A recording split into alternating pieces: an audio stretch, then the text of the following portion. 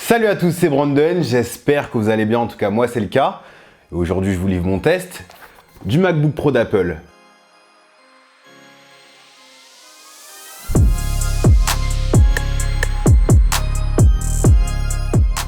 Le MacBook Pro est une machine qui, comme son nom l'indique, est destinée aux professionnels.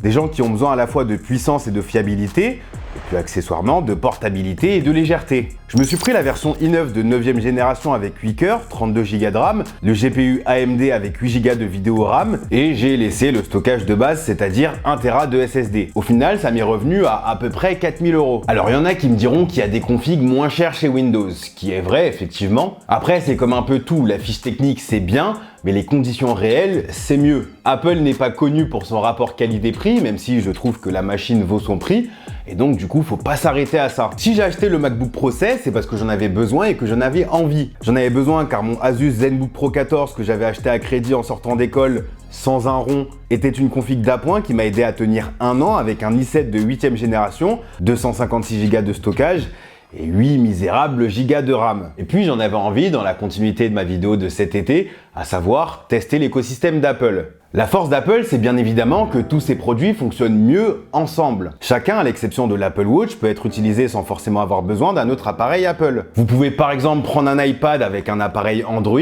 ça fonctionne. Vous pouvez très bien prendre un iPhone et des WF-1000XM3, mais le mieux, et je pense qu'on est tous d'accord, c'est de mettre tous ces appareils Apple ensemble et voir comment ils cohabitent. C'est exactement ce que j'ai voulu faire avec ce tout nouveau MacBook Pro 16 pouces. Pour parler du produit en lui-même, niveau design, il est splendide. Clairement, c'est du travail d'orfèvre, les finitions sont irréprochables, les petits détails comme les ports USB-C qui sont au milieu du châssis, ou encore la petite barre mat où il y a écrit MacBook Pro, tout est simplement splendide. Ça fait déjà quelques années que les MacBook Pro sont très beaux avec leur Touch Bar, et ici Apple n'a pas réinventé la recette. Il y a toujours d'ailleurs que 2 couleurs, j'ai choisi la fameuse couleur gris sidéral, qui ressemble à de l'argent foncé. J'aime beaucoup cette couleur, je trouve qu'elle fait très classe, et puis le contraste avec les touches noires, franchement, ça matche bien. D'ailleurs, en ce qui concerne la frappe sur les touches, elle est très bonne, bien plus agréable que celle présente sur les MacBook Air par exemple, et ça se rapproche de ce que Microsoft peut faire sur ses surfaces laptop, bien rattrapé Apple.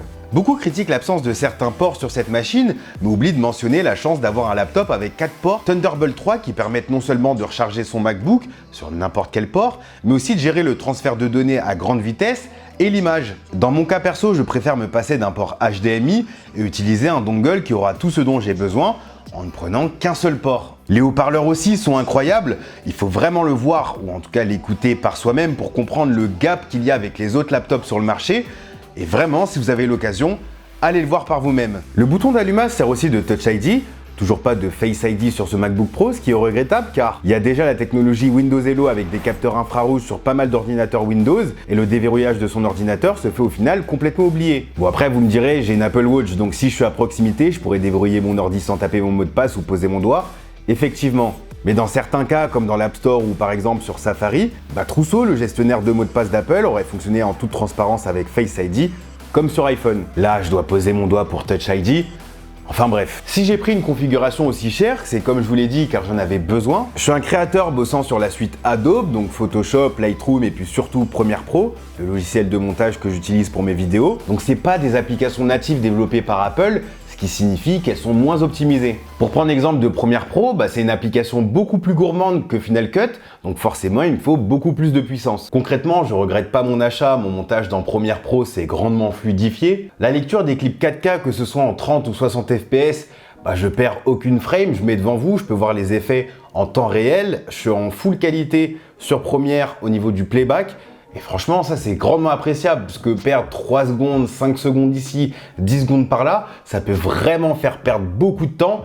Et comme on dit, time is money. Le montage vidéo, c'est un exercice assez gourmand et pour le coup, mon MacBook Pro 16 ne bronche pas du tout. Pas un bruit, les ventilateurs s'activent pas du tout. Et pourtant, il n'y a aucun sacrifice qui a été fait au niveau des performances. Comme je vous ai dit, je lis mes clips en 4K avec full res en prévisualisation.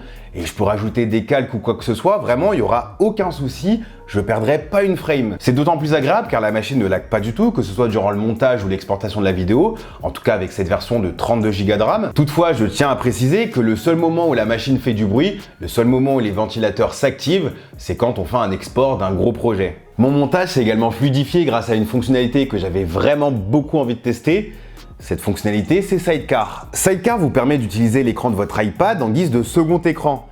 Et pour le coup, je trouve ça super pratique et super intelligent. Vous savez ô combien j'aime mon iPad Pro. Depuis que je l'ai acheté, je le lâche plus du tout. Mais c'est vrai que j'avais aucune plus-value d'avoir et mon iPad et mon ordinateur Windows en déplacement.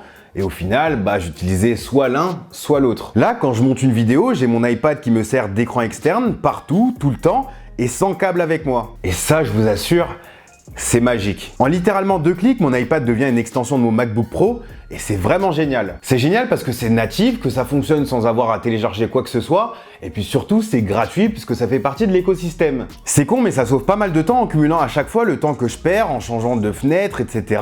Et c'est pour ce genre de choses que je voulais tester cet écosystème pour des petites plus-values mais mises bout à bout qui rendent l'expérience vraiment agréable. Je vais pas m'éterniser indéfiniment sur ce MacBook Pro tant les usages sont différents. C'est une machine qui s'adresse aux créatifs qui souhaitent avoir un laptop puissant et élégant en déplacement, mais pas que. Vous pouvez très bien vous en servir en tant qu'ordinateur de bureau avec un écran externe. Mais bon, c'est un ordinateur portable, donc si jamais vous partez en déplacement et que vous faites par exemple du montage vidéo, comptez à peu près 4-5 heures d'autonomie. Et pour une utilisation plus classique, ça peut varier entre 8 et 11 heures. Après, tout dépend de ce que vous appelez classique et surtout des applications que vous allez utiliser. Dans tous les cas, je le recommande absolument. J'aime vraiment beaucoup ce MacBook Pro 16 pouces. Et pour le coup, je connais personne parmi mes amis youtubeurs qui n'est pas satisfait non plus. En tout cas, j'espère que ce test axé sur mon utilisation perso vous aura plu.